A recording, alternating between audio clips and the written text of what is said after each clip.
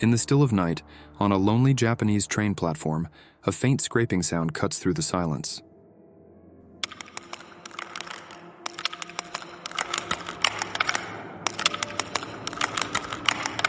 The unmistakable rattle of something unnatural, dragging itself across cold concrete in the dead of night. This is the legend of Teke Teke, the vengeful, half-bodied ghost said to haunt Japan's railways, alleyways, and schoolyards after dark.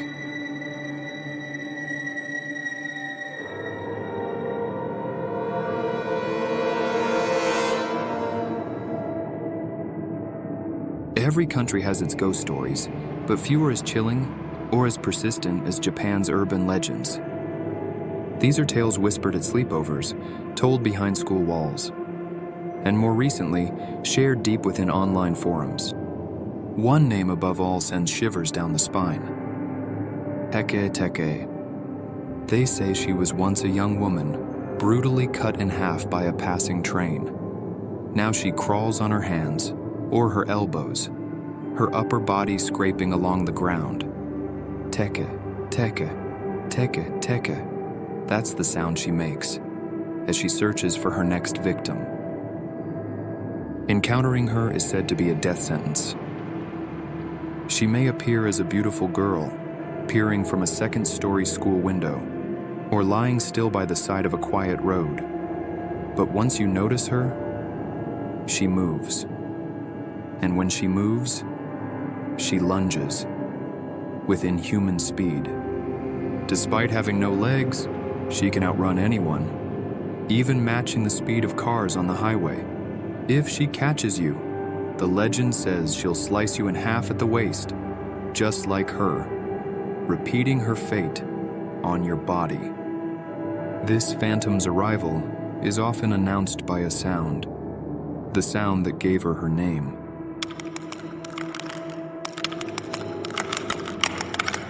A dry staccato scraping, like elbows or fingernails, dragging across pavement in the dark. Some who claim to have seen her speak of a moment of pure horror. The realization that the girl chasing them has no legs, just an upper torso, her long dark hair whipping wildly as she crawls, her face twisted into a malicious grin. In Japan's cities, people don't talk about her openly, but they know the stories, and they stay away from empty train stations and dark school buildings at night. But where did this horrific legend come from? Why would a ghost with no legs haunt train tracks and schoolyards? To answer that, we must explore the origins and variations of the tale and the cultural psyche that keeps her story alive. Like many urban legends, the origins are murky. The tale as we know it likely began in the post-World War II era, relatively modern as far as folklore goes. Over decades, it has evolved and splintered into multiple versions across Japan. While the core theme remains a woman cut in half by a train who returns as a vengeful spirit, the backstory can change from one region or storyteller to the next. Here are some of the most prominent versions of the Teke Teke legend. The tragic schoolgirl. In many tellings, Teke Teke was originally a schoolgirl who suffered a horrific accident.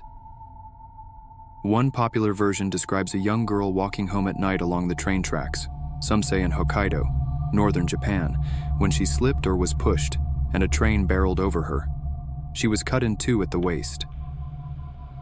In some stories, the station staff or bystanders, shocked by the gore, failed to help as she lay crying out, and she died in agony, filled with rage. This neglect is often cited as the source of her wrath. In death, she seeks revenge on humans for the cruel indifference that led to her slow, painful end. Kashima Reiko, the bathroom ghost.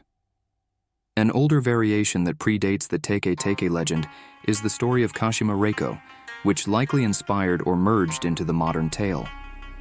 Kashima Reiko is said to have been a young woman who died on the tracks in a similar manner, her legs severed by a train in Hokkaido, and who returned as a legless ghost.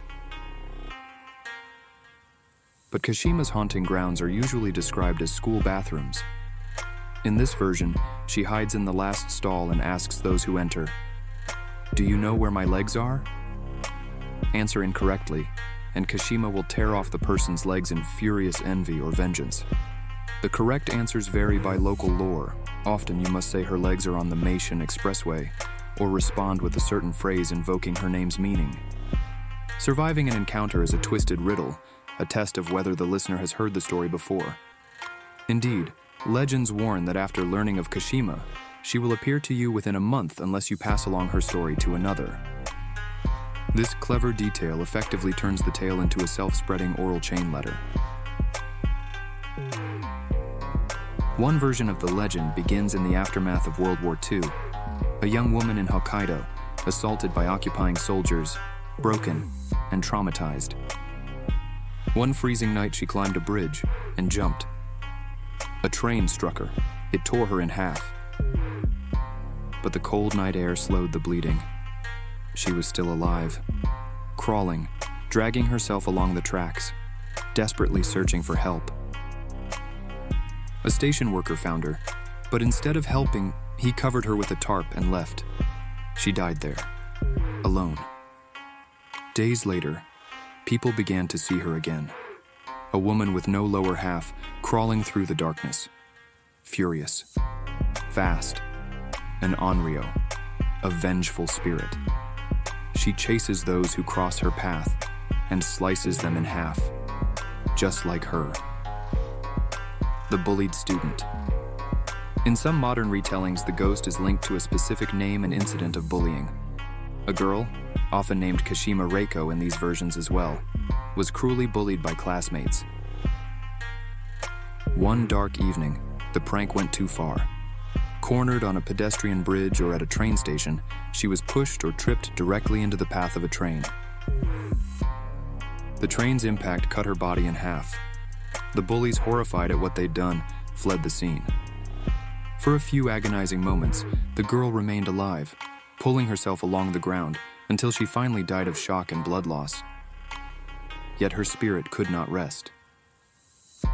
A few days later, as the legend goes, the tormentors were stalked at night by a bloody figure dragging itself on its elbows. One by one, they were found torn in half, the same way their victim had died. Thus, the bullied student got her revenge and continues to prey on any who cross her path, especially bullies. This version carries a clear morality tale undercurrent about the tragic consequences of bullying. These variations, and many others, circulate in different parts of Japan. Sometimes Teke Teke and Kashima Reiko are treated as separate entities, other times as the same ghost by different names. The details, whether it was on a bridge or platform, in which city it happened, or the ghost's specific name, often change with each telling. Yet, across them all, certain common threads persist. The imagery of the bisected girl, the spine-chilling Teke Teke sound, and the ghost's brutal habit of dismembering victims to imitate her own fate. Folklorists note that the Kashima Reiko story likely predates Teke Teke in oral tradition. At some point, the two legends crossed paths and influenced each other. The bathroom-haunting Kashima became a variation of the roaming Teke Teke, and vice versa. It's a testament to how urban legends mutate and merge over time, a kind of storytelling evolution in which themes and motifs get recycled. By the 1970s and 1980s, Japanese schoolchildren were trading these scary stories in whispers, and Teke Teke's tale was firmly entrenched in the repertoire of classroom horror lore. Part of what makes Teke Teke so frightening is that she is said to lurk in familiar urban spaces, the kind of places many people find themselves alone at odd hours. There are a few settings that repeatedly show up in Teke Teke encounters. Train stations and tracks. The most iconic setting is, of course, the railway. Teke Teke's origin is tied to train tracks, so it's along abandoned platforms, station overpasses, or quiet grade crossings at night that she is most often found. Numerous anecdotes place the ghost at a small provincial station after the last train has left. A lone traveler might see a shadowy female figure by the edge of the platform, or hear that telltale scratching coming from the dark tracks. By the time they realize the figure has no lower half, it's too late. The modern image of an empty station bathed in flickering fluorescent light has become almost synonymous with this legend. Teke Teke is sometimes said to haunt school grounds, likely an influence from the Kashima Reiko variant and similar school-based spirits in Japan. For example, a school at night might harbor the ghost of the girl who jumped from a window. One well-known story tells of a schoolboy who glimpses a pretty girl in a second-floor classroom after hours. She leans on the windowsill smiling. The next moment, she vaults out of the window, revealing that her body ends at the waist and lands on the ground with a smack, then scuttles after the boy with dreadful speed. In school bathrooms, the Kashima version has her waiting in stalls to question students who enter. Japan has a tradition of school ghost stories, such as the famous Hanako-san who haunts toilets. Teke Teke comfortably slipped into this tradition, with teachers and upperclassmen often scaring younger kids with warnings to stay indoors after dark or risk meeting her. In some regions, Teke Teke is known to roam highways or back roads. Drivers late at night have reported a crawling figure keeping pace with their car, even at high speeds. By the time the driver notices the figure has no legs, it may start to climb the side of the vehicle or appear suddenly at the window. There are also tales of tunnels, perhaps because tunnels often intersect with tracks or simply because they are creepy, echoing places. A dark pedestrian underpass or a disused rail tunnel might be exactly where one hears tek-tek bouncing off the walls. The ghost's ability to move unnaturally fast means even those who speed away aren't safe. Her pursuit is relentless, adding to the terror of encountering her on the open road. These common settings, everyday yet often deserted at night, tap into a primal fear, being alone in a usually busy public space and sensing a predatory presence. An empty train platform or school hallway can feel inherently unsettling after midnight. Teke Teke personifies that fear, turning mundane locations into potential hunting grounds. By anchoring the supernatural in familiar settings, the legend blurs the line between the safe daily world and the hidden dangers of the night. Beyond the jump scares and gruesome imagery, the Teke Teke legend carries rich symbolism rooted in Japanese culture and psychology. Understanding these layers gives depth to what might seem like a simple ghost story. Japanese folklore is replete with onryō, typically female ghosts who suffered injustices in life in return for revenge. Teke Teke is a modern evolution of this archetype. Like Okiku, the well ghost of Japanese legend, or Oiwa from the Yotsuya Kaidan ghost story, Teke Teke's unrest is born from trauma and mistreatment. Whether it's the neglect of bystanders, cruelty of bullies, or violence of soldiers, her story reflects a wronged woman's fury. The onryō in folklore often appear with physical disfigurements that symbolize their trauma. Oiwa had a distorted face. Kuchisake Onna has a slit mouth. Teke Teke's missing lower half is the ultimate symbol of a life brutally cut short. Her aggressive pursuit of victims can be seen as an expression of grievance, punishing the living for the negligence or malice that led to her death. One compelling interpretation of Teke Teke's origin is the theme of bystander apathy or guilt. In several versions, people witnessed her accident or discovered her body and failed to help or could not help. This detail resonates with real-life psychological fears in society. The guilt that we might not help someone in dire need, or conversely, the fear that if we are in trouble, others will watch and do nothing. Post-war Japan, especially in the late 1940s, bore witness to many tragedies and hardships where help often came too late. Her rage at being ignored as she lay dying is almost a supernatural indictment of human callousness or helplessness. Her presence poses a moral question. Are we our brother's keeper, or will we abandon others in their worst moments? Those who failed her become her first targets in many stories, implying a grim, karmic retribution. The legend's setting on train tracks ties into fears of modern technology and urban life. In the early to mid-20th century, Japan's rapid modernization brought trains crisscrossing the nation, along with accidents and fatalities on the rails. The image of being struck by a train and severed in half is a grotesque byproduct of the industrial age. Teke Teke can be seen as a manifestation of anxiety about these new dangers. Trains were once symbols of progress, But in this story, they become something else. Machines of horror.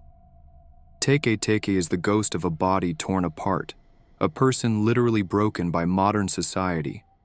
Some say there's even a darker echo, a reminder of Japan's past, of the hibakusha, survivors of the atomic bomb, bodies shattered, crawling through ruins. That horror never really left. It still lingers, in shadows, in scars, and in ghosts like her. Ghosts with missing limbs aren't uncommon, but she's something else. Just half a body, crawling through the dark, not alive, not dead, not even fully human. In Japanese belief, spirits often linger when they die violently, or without peace. And she never got it. Her lower half was lost, never found, never buried. Maybe that's why she can't rest. Always searching, always incomplete. Some say she's obsessed with legs, asking strangers, "Where are mine?" It's more than a ghost story.